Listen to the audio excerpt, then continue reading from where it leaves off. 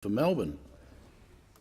This bill will make Australians less secure. It will threaten our tech industry and attacks our civil liberties. This now opens up a door into people's private communication with each other. And I'm not just talking about messaging services that might be where you want to keep your messaging confidential, but communications that we all have with our banks, with people that we buy things from over the internet.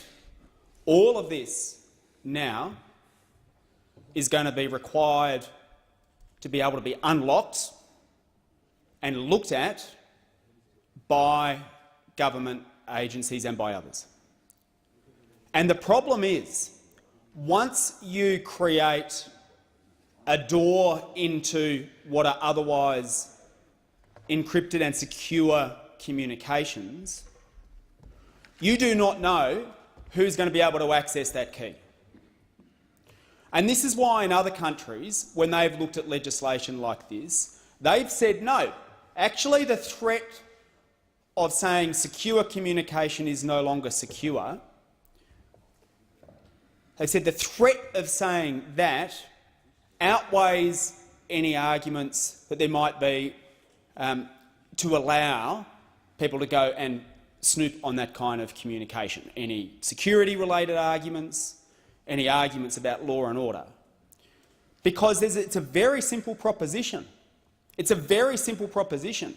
Once you introduce a weakness and you require by law the introduction of a weakness into otherwise secure communication, you lose control over who can exploit that weakness.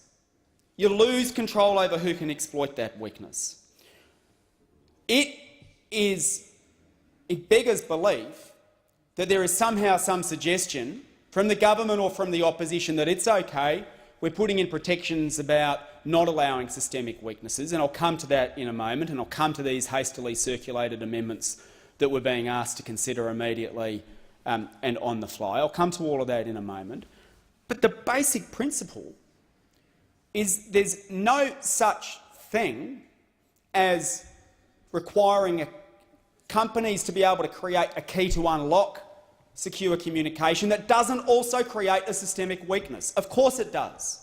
Once you go down that road and introduce not only a back door but in some instances a front door that the government says can now be opened and can be walked into to look at otherwise secure communication, whether it's between people having secure and confidential messages because you want to keep things private, or whether it's because what you buy online, or whether it's between you and your bank or between financial institutions.